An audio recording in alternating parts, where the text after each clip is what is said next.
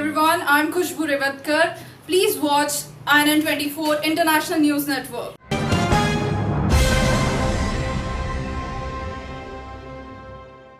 नमस्कार, INN24 पर आपका स्वागत है। आपके साथ मैं हूं प्रीति सिंह।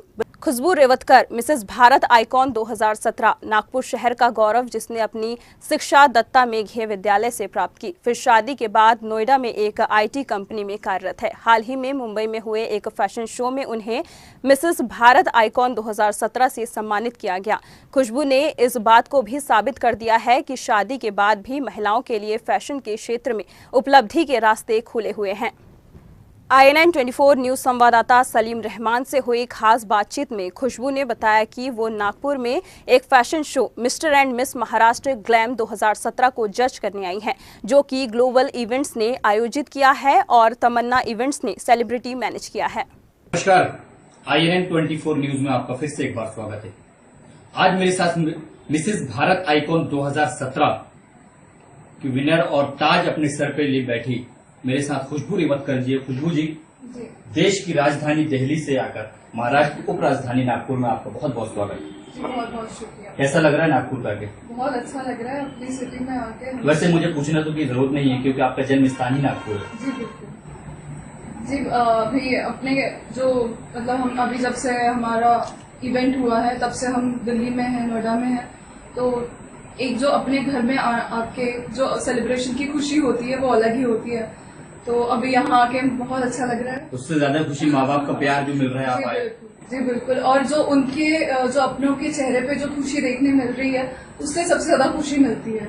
तो जब तक वो कहती है खुशियाँ जितनी बांटोगे उतनी बढ़ती है, तो बस यहाँ आके बहुत अच्छा लग रहा है अभी। और अपने सिटी में आके अपने लोगों के साथ शो करना, इससे अच्छा क्या हो सकता है। आपने तो ताज पहन लिया 2017 पे, लेकिन नागपुर अपनी सिटी से, अपने जन्म स्थान से कितने लोगों को पहनाना चाहती हैं आप? जी अभी तो जैसे इस ब्यूटी पेजेंट्स में नागपुर की और लड़कियों ने ऑलरेडी बहुत आगे बढ़ चुकी है।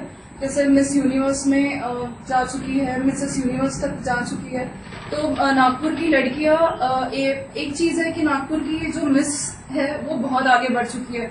तो मेरा ये मैं चाहती हूँ कि मुझसे शुरुआत हो रही है मिसेस ब्यूटी पेजेंट के लिए। तो अभी लड़कियों के लिए एक स्टेप मिल गया यहाँ नागपुर की लड़कियों के लिए कि अब शादी के बाद भी वो अपने ड्रीम्स को लेके, अपने करियर को लेके आगे सोच सकती है। तो मैं तो चाहूंगी हर लड़की आगे बढ़े। कहीं ना कहीं शादी का जिक्र किया आपने, शादी के बाद कहीं ना कहीं आपको ऐसा नहीं लगता कहीं ना कहीं रुकावट आपके साथ हो? क्योंकि एक तो ऑलरेडी आप जॉब करते हैं, उसके साथ अपने आप को इधर मेंटेन रखना, ये सब कैसे कर पाते हैं आप इतना बिजी शेड्यूल रहने के बाद? जी तो ये क्वेश्चन तब आता है जब हमारे आंखों में सपने नहीं होते। जब सपने होते हैं तो हम यही सोचते हैं कि हमें सपनों के लिए क्या करना है। तो जब हम सोचते हैं कि हमारे पास सपना है और उसके लिए कुछ करना है, तो चीजें अपने आप बनती जाती है। तो मुझे नहीं लगता कि मुझे एक्स्ट्रा एफर्ट्स डालने पड़ते हैं अलग से। हाँ, मेहनत ज्यादा करनी पड़ती है, वो मैं मानती हूँ। नागपुर के लिए, विदर्भ के लिए क्या कहेंगे आप? नागपुर में टैलेंट भरा पड़ा है। यहाँ पे अभी कॉलेजेस भी आ रहे हैं, बहुत सारे इंजीनियरिंग कॉलेजेस आ गए हैं और मेडिकल कॉलेजेस है। तो नागपुर में टैलेंट की कमी नहीं है। यहाँ पे हमें बस ये है कि हम अपॉर्चुनिटीज के लिए बाहर जाते हैं। तो अभी हम नागपुर में अपॉर्चुनिटीज क्रिएट करें, अब हमारी ये जिम्मेदारी है। हम आगे बढ़ गए हैं, तो अभी हमारा जो यंग क्राउड है हमें उसे आगे लेके जाना है। अभी आपने सपने की बात कहा कि आगे कदम बढ़ाने के लिए, आगे ताज पहनने के लिए अगर सपने देखना है तो हमें सारी चीज भूलना पड़ेगा। बचपन से लेके अभी तक ऐसा कोई वाकया आपको याद है कि कोई एक सपने देख रहे हो और आपका वो सपना पूरा ना हुआ? सपना पूरा ना हुआ हो, ऐसे तो हमारे बहुत सपने होते हैं जो पूरे नहीं हुए, but I think I have god's blessings. मैं सौरव गांगुली की बहुत बड़ी फैन रही हूँ और मेरा सबसे बड़ा सपना तब था कॉलेज डेज में, स्कूल डेज में, कि मैं सौरव गांगुली जी से मिलूं। तो मैं जब डिप्लोमा कर रही थी दत्ता मेघे पॉलिटेक्निक कॉलेज से नागपुर से, तो तब मेरा वो सपना पूरा हुआ और तब से मुझे हिम्मत मिली कि सपने पूरे हो सकते हैं। तो जहां तक ये लगता है कोई सपना अगर पूरा नहीं भी हुआ मेरा, अभी मुझे ऐसा याद नहीं आ रहा कि कौन सा नहीं हुआ, बट हाँ, जो भी सपने नहीं पूरे होते वो भी किसी वजह से नहीं होते। तो जो भी होता है, मैं मानती हूँ लाइफ में हमेशा मैंने यही सोचा है कि लाइफ में जो भी होता है अच्छे के लिए होता है। तो अगर कोई सपना पूरा नहीं हो रहा तो वो शायद दूसरा सपना पूरा होने के लिए नहीं होगा। जो सारे पूरे हो गए उनके पीछे हाथ किसका है? शादी के पहले की अगर बात करूं तो जाहिर सी बात है माँ बाप जी जी की। शादी के बाद अगर बात की जाए तो जी ऑब्वियसली मेरे हस्बैंड जैसे हस्बैंड आई थिंक हर किसी को मिलने चाहिए जो हर चीज में मेरे साथ हाथ बटाना के लिए उनको कोई संकोच नहीं होता। वो चाहे वो खाना बनाना हो, घर की साफ सफाई हो या यानी किचन में भी आपने उनको एंट्री दे के रखा है? मैंने एंट्री नहीं दी है, वो खुद आए हैं और वो उनको लगता है कि उन्होंने कभी मुझे ये नहीं कहा कि ये तुम्हारा काम है या ये मेरा काम है। हमने हर जो काम किया है मिल बांट के किया है। तो हम अभी और आज का जनरेशन ऐसा हो गया है कि हम दोनों वर्किंग हैं, तो दोनों को जब हम दोनों मिल बांट के काम करते हैं तो उतना ही समय हमें एक दूसरे के लिए मिलता है।